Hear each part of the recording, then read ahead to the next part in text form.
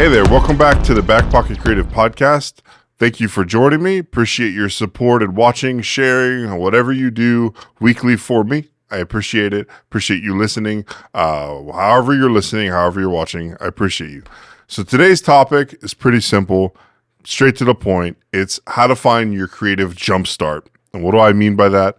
Well, I think everybody, even if you're not a creative or relate to the whole creative process in a numerous amount of ways, you know you'll go through dry spots or dry spells or creative blocks or things like that where your creativity just isn't going. Something isn't really striking, you're kind of in a funk, or you can execute certain things, but there's a project or something that you just can't really get through in a mental capacity. And so what I've learned is how to jumpstart myself. So the way I have explained it to a numerous amount of people, kind of the way my brain works is, if your car battery dies, and you know, even if it's, something where you got to get it replaced, well, what do you got to do to get it to the place to get it replaced? A lot of time, you got to jumpstart it. You got to have someone else come jumpstart it.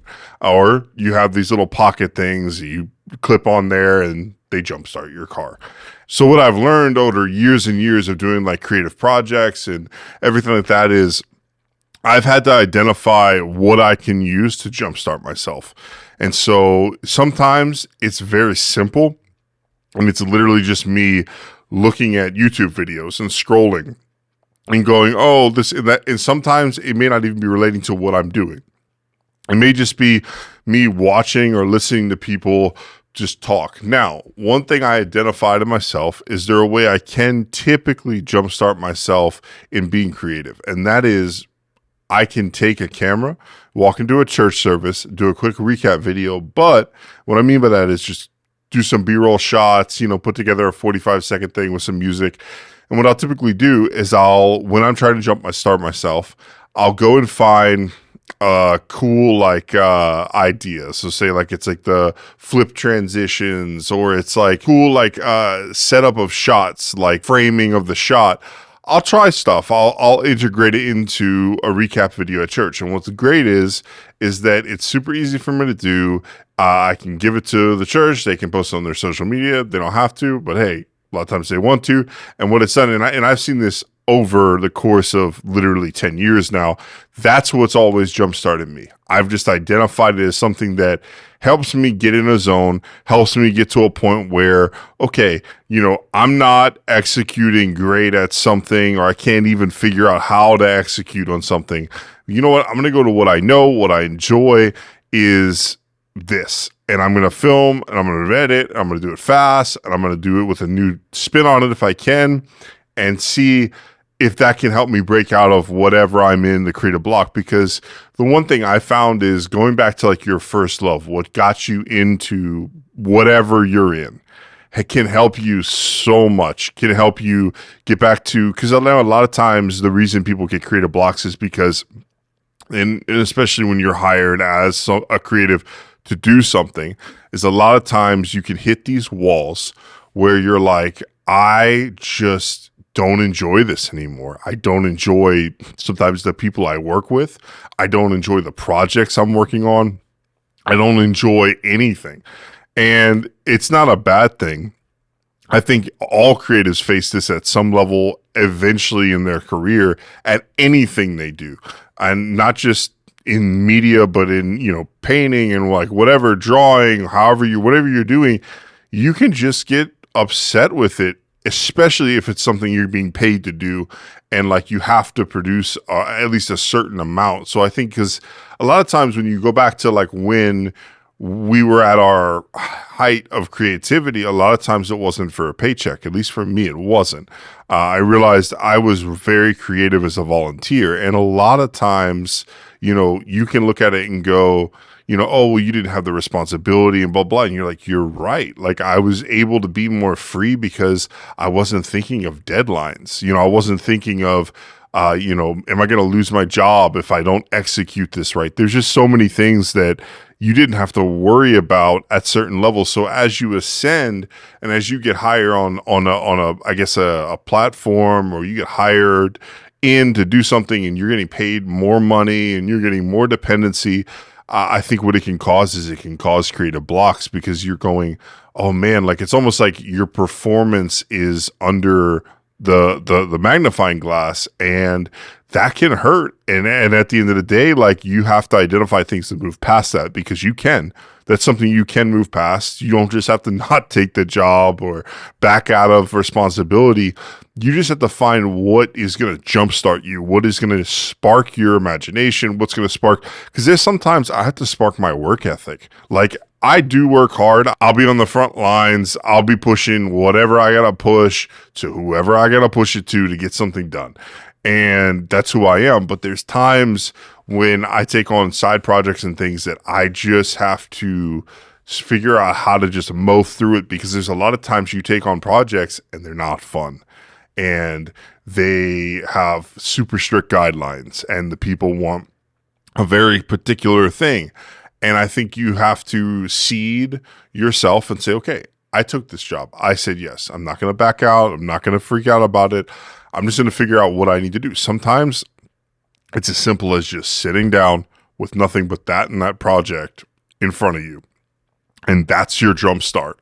You're just going to sit there, look at it and go, all right, I'm not getting up. I'm not going anywhere until I finish this. And that for me has helped sometimes. But like I said, normally it's something as simple as me just going back to what I love, doing a recap video, getting a little bit of like feedback on it if I did something new or something like that from people I trust, and be like, hey, what did you think of this? And it just gets me a little bit more in the mood to create, a little bit more in the mood to kind of punch through and knock things out. And so I'd encourage you, find out like what can you use that is around you to jumpstart your creativity? What is something that you enjoy? What is something that you feel like it excites you? And because sometimes we do things for so long that the things we're doing now no longer excite us.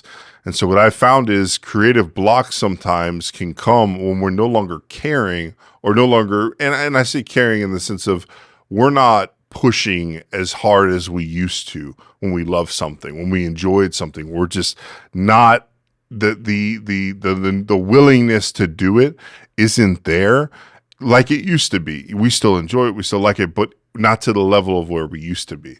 And like I said, a lot of factors can go into that.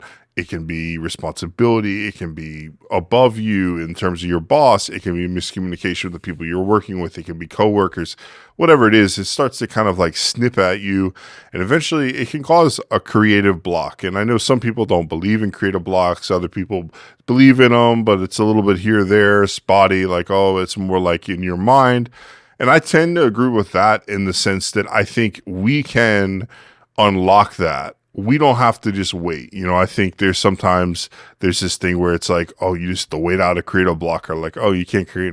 Well, shelve yourself. Well, what I do is if I hit a creative block, I just start working on something else until I get the energy to come back to it. Like I said, a lot of times I just jumpstart it by doing typically recap video, boom.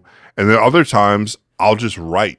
So another way that I jumpstart myself is I'll put everything I have on the table, I'll write it out. And then when I hit a block again, I'll take a break, come back, write it out again. And even if I'm writing the same stuff, I'm just trying to get my brain flowing of, hey, okay, this has got to get done. This has got to get done because of X, Y, and Z. Now, what can I do to do it faster? What can I do to make it better? And then I start looking at how to optimize things. If I can't think about how to actually create the thing or move it forward, I'll start looking at optimization. Okay, this says, all right, we're going to take 4 days to do this. Okay, is there a way we can take 2? Or this is going to take time, X, Y, Z. Okay, can we skip this? And I start trying to be a problem solver, which is at the root of creativity, is problem solving. And a lot of times that'll jumpstart me. That'll go, oh, you know what? Now that I don't have to do this, that was blocking me. This time restraint thing was making me think I couldn't create. And it was a mental block, but it was something I had to figure it out, identify it, and then remove it. So this episode obviously is a little bit lighter, a little bit shorter, But I just kind of want to give this little spark of information, and it's something that's helped me. It's something that I started to look at creative blocks a little bit differently. I started to look at the way I function a little bit differently, in the sense of, instead of just leaving it up to fate, instead of just leaving the reason that I let a project sit on the back burner, I put it on myself to take. I don't put it on anyone else. I don't put it on a leader. I don't put it on the person in the project development, whatever. I put it on myself. What can I do to jumpstart this idea? And I think I've talked about it before, but it's one of those things where, if you're at a place where you may not have the answer, in the sense of whatever project you're working on, you may not be the one that comes up with the answer. And that's where collaboration comes in and all that. And be okay if you're a project lead and you have people around you. Be okay with them coming up with the big idea. And I think that's sometimes where our creative block sometimes comes, is if we are linked to a team, we take it upon ourselves that we have to come up with a big idea. The project has to succeed because of us. It can't succeed because the people below me or on the side of me or above me. It has to fall on my shoulders. I have to get it credit for it. So sometimes we block ourselves because we aren't willing to take ideas from other people and implement them into the project. And so sometimes that's why we're failing. And sometimes for me, I just send a text to somebody and go, hey, what do you think about this? How does this look? What would you do? And they'll give me advice, and that'll help me. I might not even use their advice, but it'll jumpstart me to get to a place where I can create on my own. And so that's one thing I just encourage you this week, is identify your jump starts, identify things that you can break out of creative blocks, break out of a creative, stronghold of not being able to create. And yeah, so hope you enjoyed this episode. Like, share, whatever, subscribe, click the button on the podcast, on the YouTube, whatever. Appreciate everything you do to help me get the word out about this podcast. And we starting interviews soon, I believe. And so it'll be cool to kind of get a little bit more perspective on certain things and different topics, and have a two-way discussion, maybe even three-way discussion about certain creative processes, different creative environments, different types of tools of the trade. So look forward to seeing you next week.